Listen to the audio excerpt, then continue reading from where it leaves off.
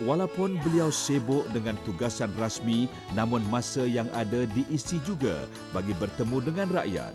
Kru kawasan saya turut melawat ke rumah Encik Hussein Hamzah bersama-sama Yang Berhormat Saudara Huan Cheng Guan yang berbesar hati memberikan sumbangan dan membiayai kos pembelian kaki palsu kepada Encik Hussein Hamzah, seorang pesara tentera. Jadi apakah wang yang diberikan oleh Yang Berhormat ini akan digunakan untuk apa? Untuk gunakan beli kaki ni. Ya. Buat kaki baru sekarang ni harga mahal. Dulu murah, sekarang ni RM5,000 lebih. Oh, ya. Berapa lama dah pakai kaki palsu ni yang? Saya ingat dekat 30 tahun dah lah. 30 tahun ya. Jadi Tapi kaki ni saya pakai dekat 2 tahun dah lah. Ya. Dia tak tahan lama. Dia boleh tahan dekat 5 tahun. Kalau kita jaga elok lah. Kalau kita tak jaga elok, kena air apa semua dia cepat apul. oh tu ya. Tapi kalau kita jaga elok, boleh tahan lama. Dah 5 tahun boleh pakai lah. Saya. Tapi dia ambil garanti 2 tahun lah. 2 tahun saja. Makna lepas 2 tahun kena buat baru.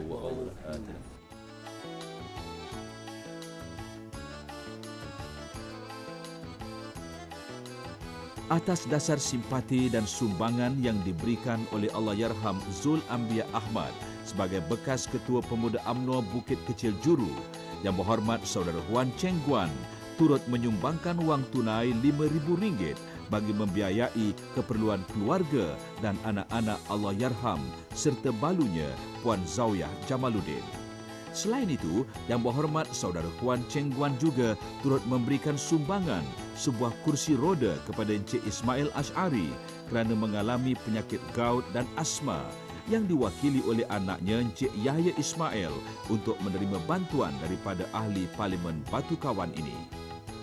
Turut dianjurkan program pemimpin bersama rakyat di Badak Mati Sungai Bakap di bawah kawasan Parlimen Batu Kawan. Di sini telah diadakan kempen bagi memastikan kesahihan MyCard dan juga pendaftaran pengundi baru bagi kawasan Parlimen Batu Kawan. Terdapat juga kawasan yang berpotensi dijadikan sebagai tempat pelancongan baru seperti di Sungai Sembilang Juru ini yang akan dibangunkan sebuah pentas dan akan dijadikan sebagai tempat persembahan kebudayaan sambil menjamu selera. Jadi YB berkali boleh terangkan kepada penonton-penonton kita pembangunan di kawasan Bukit Tengah ni. Projek-projek yang boleh kita maklumkan kepada masyarakat yang menonton sekarang. Ya, terima kasih Tuan Haji. Saya nak menegaskan beberapa produk yang kita dengan usaha daripada penduduk-penduduk dan juga agensi kerajaan, kita telah berjaya beberapa kawasan menjadi kawasan produk untuk destinasi pelancongan bagi negeri Pulau Pinang. Yang pertama, tuan-tuan dan puan-puan ada di sini, di dataran Sungai Sembilang ini, memang ini merupakan satu kampung budaya di mana kita telah pun mengadakan satu dataran Sungai Sembilang dan juga ada restoran dan juga yang paling meminat sekali kita ada homestay di mana buat sementara ini sebanyak 11 buah rumah telah diberi lisen untuk daripada Kementerian Pelancongan supaya dijadikan homestay yang sah. Jadi Yang Berhormat, macam mana kerjasama dengan ahli Parlimen Batu Kawan? Ya, bagus. Sentiasa ada bagi. Hari ini ahli Parlimen YB Huang pun bawa berita yang baiklah kerana kita banyak kali telah memohon yang dataran tu, dan hari ini saya ingat YB Huang membawa satu berita yang baik.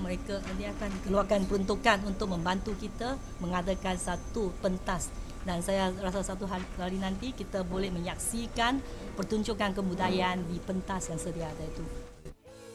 Di dalam Parlimen Batu Kawan, terdapat destinasi pelancongan yang harus diketengahkan seperti Pulau Aman ini. Dengan menaiki bot dari jeti Batu Musang, dengan menempuh perjalanan selama 10 minit sahaja untuk sampai ke Pulau Aman yang memang tenang dan nyaman ini. Pulau Aman yang mempunyai 260 orang penduduk mempunyai daya tarikannya tersendiri. Di antara yang menarik perhatian kru kawasan saya ialah pokok sukun yang mudah dilihat di pulau ini. Jadi, apa kata kita menjelajah pulau ini bersama-sama Yang Berhormat Saudara Huan Cheng Guan merungkai keistimewaan pokok sukun ini.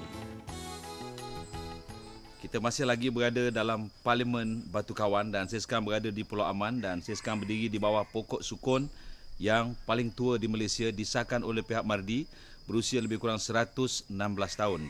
yang ditanam oleh seorang guru Quran di sini asalnya, iaitu Encik Awang. Dan kita akan bersama dengan pengurusi JKKK Pulau Aman, Tuan Haji Yaakob. Apa khabar Tuan Haji? Baik, alhamdulillah. Ya.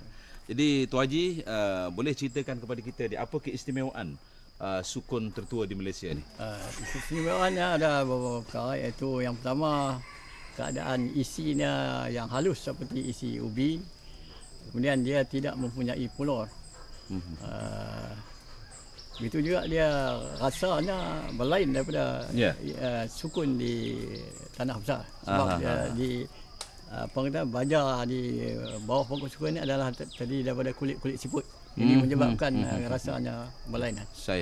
Dan itulah keistimewaan Pulau Aman ini, kerana banyak pokok sukun yang usianya semua dah berpuluh tahun 40 tahun ke atas. 40 tahun ke atas, dan inilah yang paling tua 116 tahun. Apa keistimewaan selain daripada buah sukun yang sedap ni tadi ni terdapat di sini? Apa keistimewaan lain? Ada makanan-makanan yang istimewa di sini?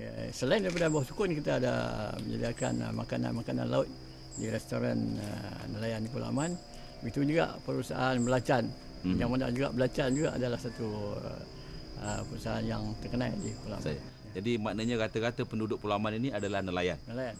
Yang mengusahakan belacan dan juga pergi ke laut ya. Sebagai seorang ahli parlimen yang mempunyai jadual yang ketat, masa yang ada juga dipenuhi dengan hobinya bermain bowling. Bagi pendapat beliau, aktiviti seperti ini dapat mengurangkan bebanan kerja yang ditempuhinya saban hari dan melapangkan fikiran selain dapat mengeratkan lagi hubungan dengan masyarakat.